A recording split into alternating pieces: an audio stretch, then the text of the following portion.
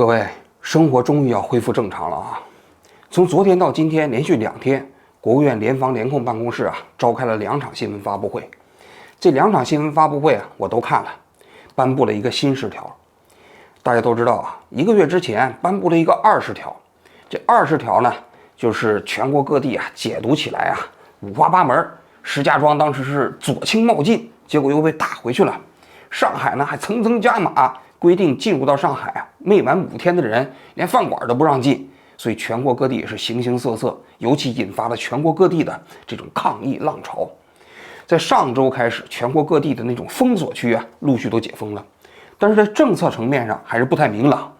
那么随着新10条的颁布应该说过去持续了将近1年的这个所谓的大规模的风控方舱医院转运隔离这些政策终于要全部走进历史了。所以说其实我们的生活终于要开始恢复正常了。结束了，你看南站的核酸点都撤掉了，问询岗也全部撤掉，所有人都可以直接出站了。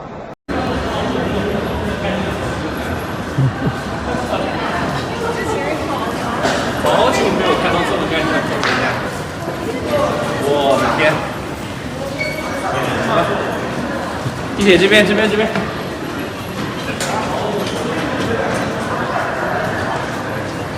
今天呢，咱们就来聊一聊新10条这新10条里头最重要的这个规定有几条。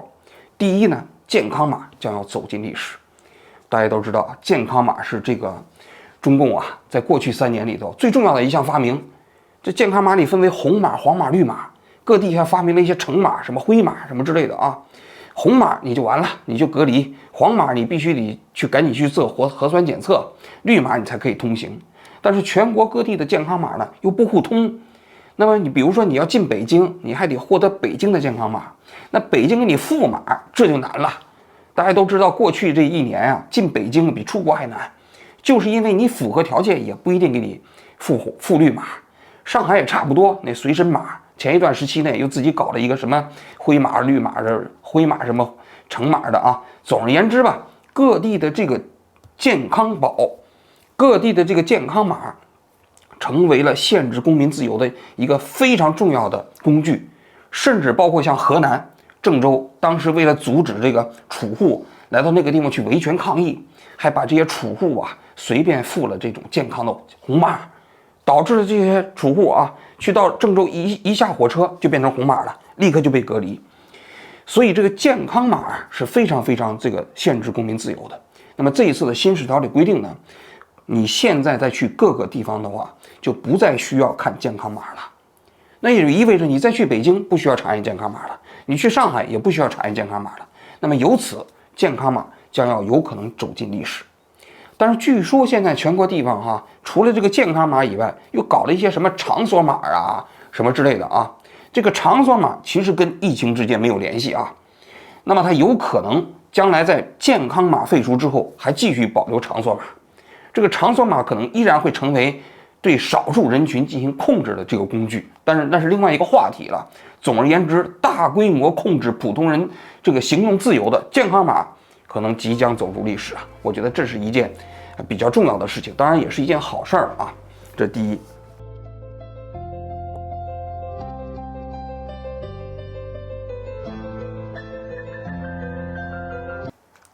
第二呢，就是整个疫情的政策的方向发生了巨大的转变。20条规定里面其实还是以检测核酸为主，就全员检测核酸嘛。但是这一次的新10条基本上你看了吗？废除了全员检测核酸，它的防疫的目标由这种全员检测核酸发现这个所谓感染者，然后进行精确的防控，变成了我不管了，你随便感染吧，我只保护重点人群。所以你看了吗？它在这个新10条里的规定，就除了少数场所、特殊场所还需要核酸检测证明以外，其他这个都不需要了。也就是说，你去什么上场所你不再需要核酸率这个阴性证明了。包括上海今天已经公布了，包括进入秘密空间，比如是酒吧饭店那你都不需要这种核酸检测了嘛。所以全员核酸检测将要走进历史。那么什么是特殊场所呢？那就是什么是养老院呢、学校啊这些场所啊。那么这个理由是，可能这个奥密克戎啊，这个病毒我们过去也讲过啊，它的这个毒性啊确实是降低了，但是感染性比较强嘛。但是毒性呢，它对老年人的死亡风险是年轻人的好多倍，甚至是几十倍、上百倍。所以呢，它的这个防疫措施呢，就由普遍的普检、消灭这个病毒，改成了什么呢？对这个重点防控人员的保护，就是老年人嘛，对吧？这个当然也包括我们一些领导干部啊。我听说最近北京啊的政策啊，有人跟我讲叫外松内紧。什么叫外松内紧呢？外松内紧就表面上这个新十条颁布了啊，这个政策是非常好，但是领导很怕呀，所以呢，领导对一些重点单位啊的问责并没有取消。什么意思啊？就说你这单位如果出现了聚集性感染，那我还是拿你说事儿的。所以现在的中央国家机关呢，也包括中植企业啊，现在实际上那个怎么说呢？防控措施啊还没有完全放松。我觉得这还有一段时期的惯性啊，主要是我们的领导啊怕死怕感染。我有的朋友在北京的给我讲啊，他说现在领导的楼层啊，一般人不让进，知道吧？因为领导害怕感染。虽然说其实这个新十条颁布了，但领导还是不是特别相信。当然他说的领导是大领导啊。所以你看到了吗？在中国啊，解决这个观念问题，重点是要解决领导的观念问题。这领导有的时候年纪大了吧，接受这个新思想、新思维啊、科学知识，他困难，他出于老年人的那样一种本能的反应啊，他就是害怕，结果让14亿人跟着他们一起害怕。当然这也是一个特殊的国情啊，但毕竟从全国范围内来看，这些老年人年纪大的有权利的老年人是比较少数嘛，所以它影响的人数还是比较有限的啊。这是第二个方面，就是除了保护重点人群以外，其他方面都自由了。你觉得自己想要去，就我们已经讲了，你们是阳性病人，你们觉得你们自己想要去方舱的，可以先去里面等那个护士站的护士排队登记，拿着你们的挂号条去前面护士站的护士排队登记。如果说你们是不愿意去方舱的，情愿回家的病人啊，我们也不阻止你一个一个过来找我登记，但是你要记住，你们的结果就是阳性的。你要想一下，你回去你还有没有其他家里的人，会不会影响到他？如果决定好了要去方舱的阳性结果的病人去里面护士站找护士登记去方舱，到时候按顺序决定去方舱。想离开的病人，这里排队一个一个登记，然后就可以离开。过来吧。第三个方面，一旦你阳性了，不需要再去方舱医院了。现在全国各地的方舱医院基本已经都开始陆续清空了。你如果阳性了的话，你就可以居家隔离。当然，如果你要求集中隔离也可以啊。我估计也没什么人去要求集中隔离啊。大多数情况下，你自己在家里头休息就行了。如果你要是重症了，就直接去医院嘛。所以以方舱医院为核心的那种集中隔离的制度，应该说基本上也要走进历史了。这一点就特别重要了。你想想，居家隔离啊，你的小区和单元呢，有可能会封控，有可能甚至不封控。我今天看那新闻发布会里讲了，他说少数地方发现一例，其实也可以不封控，并不一定命名为高风险。所以这对普通老百姓的生活影响就很小很小了。它就不再是一个大规模的社会组织活动，而是一个以个人健康风险啊为管理的核心。这样的管理措施啊，对整个社会的干扰程度就大大降低了。所以啊，如果这个新十条都能够完全贯彻下去，应该说中国的社会会慢慢陆续回到1年前。这样的呢，普通老百姓就基本上可以复归到正常生活了。所以我在节目一开始讲到了，终于要开始重新正常生活了。那么为什么要搞2次新闻发布会呢？我还以为今天的新闻发布会还会有一些重要的政策出台呢。但是我今天看了一下啊，这个新闻发布会没有特殊的内容，都是对新十条如何落实和贯彻进行一些解读。我猜这样的目的是什么呢？因为就是20条当时出台的时候啊，全国各地啊各自解读的五花八门，有的人松，有的人紧，有的人快，有的慢，结果导致了各自为政，大家也无所适从。甚至还酿成了社会事件。那么这一次呢，新十条的时候，在今天的新闻发布会，就是指导全国各地尽可能的都按一致的步调去落实新十条的规定。那么这个目的啊，其实你现在可以看到，现在的决策者应该是决心比较强，就是要尽快的在全国各地恢复正常生活了。那么我个人觉得，持续了1年左右的这种大规模的风控、转运、隔离啊，以及这种各种各样的不合理的、不人道的、变态的防疫政策啊，终于要走进历史了。那么接下来啊，我个人觉得有几点啊，我们要讲。第一个预测呢，我觉得呢，就是国门可能很快也要打开。今天已经有香港的报纸讲了，这个进入到国内啊，可能要改为0+3，也就是说不再需要隔离了。所谓的那3呢，你可能就是居家在家里头啊，自己进行一个所谓的健康观察就可以了，那就跟香港差不多嘛，对吧？香港现在基本就采取这样的措施。那如果这样的话呢，境内外的大规模的人口流动啊，也会逐渐的恢复。那么甚至下一步呢，可能会逐渐的放开中国的普通的老百姓啊出国的这样的一个需求。如果那样的话，中国又可以跟世界啊重新衔接起来了。这是我个人认为啊，肯定是个趋势，就看时间长短。这是第一点啊。第二点就是整个现在放开之后啊，疫情防控的真正的考验会在未来2个月内出现。因为我们过去节目讲过啊，奥密克戎虽然说它的毒性很低，但是它传染率非常高啊。再加上它对老年人，它其实这个健康威胁还是蛮大的。那么这种情况下，如果要是说这个我们集中把它放开，因为时间点都差不多嘛，很有可能会造成一波感染冲击波，甚至死亡冲击波。再加上中国还有一个不利因素，就是你看这个新闻发布会里讲到了吗？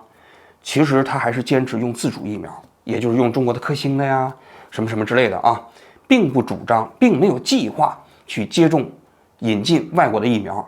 那么大家都知道，中国的这些灭活疫苗啊，跟这个莫德纳、辉瑞的 mRNA 疫苗比较起来呢，它总体的效率啊、保护率啊还是略低。那么在这种情况下，一方面中国医疗资源不平衡，另外一方面你疫苗的保护率啊相对又比较低，那么很有可能会造成一波比较高的死亡冲击波。按照当年香港的经验啊，这个死亡冲击波很可能会在你逐渐放开之后的2-3个月的这个时间点出现。据说北京现在已经开始出现一些医疗挤兑了啊，所以我就说呢，其实这个时候可以构成一个非常重大的考验。假如说那个时候会对这个医疗机构构成巨大的压力，那你也不排除现在的防疫措施啊也会适当的往回走。所以这个是非常值得观察的一点啊。这是我的2点预测，就是一个是国门很快也会打开，另外一个就是这个挑战，就是围绕着这个医疗挤兑的方面，这是一个挑战。这一次呢，我看这个新闻发布会里也公布了一些家庭常备药啊，很多地方也在抢药，那里头还包括莲花清瘟、什么金银花，其实都是瞎扯的，根本没有必要。全世界哪个国家的人都没有莲花清瘟，大家都过得好好的。所以我建议啊，看我们节目的境内的老百姓，千万不要买中成药。一点用都没有，我跟你说，真要是疼了，吃点布洛芬什么之类的就可以了啊。这个西药里头，这个所谓的这个降热的啊，这个药也是有的是，根本没必要吃那些中成药，这是一点。最后我想说一下啊，就是这一次政策的全面转型，而且转得这么急，从某种角度来讲，也相当于中共开始认错了，是吧？就包括大家都在嘲笑嘛，那2万年。这个20条的时候，他就说这个奥密克戎实际上造成的死亡率还是很高很高。这一次就还开始明显的开始讲这个奥密克戎实际上很低很低了，是不是？前后不到1个月都是他说的话，他为啥这么讲，对吧？但是呢，不管怎么说吧，我认为其实是共产党认错了。但是这也反映出啊，其实共产党内部呢，它还是有一定的纠错机制在发挥作用。不管它这种纠错机制啊是采用什么方式，肯定不是个正常方式，大家都知道啊。因为正常方式可能是专家意见组的意见形成一个讨论，最终公共决策形成这样的一个正确的决策。但中共不是嘛？中共呢实际上是通过各种各样的压力体系来完成这个传导的。对压力体系，我们上周已经讲了，就是老百姓上街嘛，不干了嘛。再嘛，要么就是经济已经不行了，要崩溃了嘛。你再这么搞的话，这个奥密克戎不死人，但你其他方面死的人的这个结果啊，远远高于奥密克戎啊。我前2天看到一个数字，2021年中国的这个所谓的超额死亡率，就比往年要高啊。高的里头，这中间一个很重要的因素是那个心血管疾病的死亡率高。什么原因？大家可以想一想，是吧？都是因为这些疾病没有来得及去救治，由于防控的措施导致了死亡嘛。所以你就看了中共的这个所谓的纠错机制啊，还是以个人人质为核心，最终啊用以压力测试的方式啊，在这种博弈的过程中间完成的纠错过程。但是你也得承认呢，它还是有一适当的纠错机制，它还是有适当的纠错能力。但是我个人的观点是，不管它是用什么方式完成的纠错吧，它只要对中国的老百姓有利，这一点咱们还是需要肯定，对吧？因为毕竟中国的老百姓在过去的1年多的时间里头是苦不堪言呐。那么现在可以生活恢复正常了，可以去餐馆里去吃饭，可以正常去打工，春节的时候可以去阖家团聚，那对他们来说就是一件好事嘛。所以我们要为这样的政策还是要肯定的。哎呀，想想过去从这个上海4月封城啊传出来那些声音呐，再到这个新疆乌鲁木齐呀那么多呐喊呐，再到这一次上海的抗议呀，武汉的汉正街的老百姓出来的自发解封啊，等等啊，想想这一年过得真的是不容易啊。一转眼呢，其实现在这一年已经快过去了，春节也快到了，真的希望啊每一个中国人都能够珍惜现在的这个时间啊。但是最后我还是要讲一下啊，对普通老百姓来说，在这样的体系下，我们如何维护自己的权利和自由呢？那就是要学会对不合理的制度说不。大家可以想象一下，如果这一次没有北京的抗议，没有上海的游行，没有汉正街的那些呐喊，你想想这个制度会轻易的转弯吗？这么大一个政策转得这么急，会吗？我认为不会。所以啊，没有什么岁月静好啊，是因为有人替我们冲锋陷阵呢。其实这次的结果就是意味着我们普通老百姓啊对政策说不还是有用的。所以当下一次啊我们再出现这种不合理的制度的时候，我希望我们这一次的抗争啊能够变成下一次的经验和勇气。好，祝福每一个重新获得自由的中国人啊，能够在这个春天即将到新年之际啊，重新呼吸的自由的空气啊而庆幸啊！谢谢大家。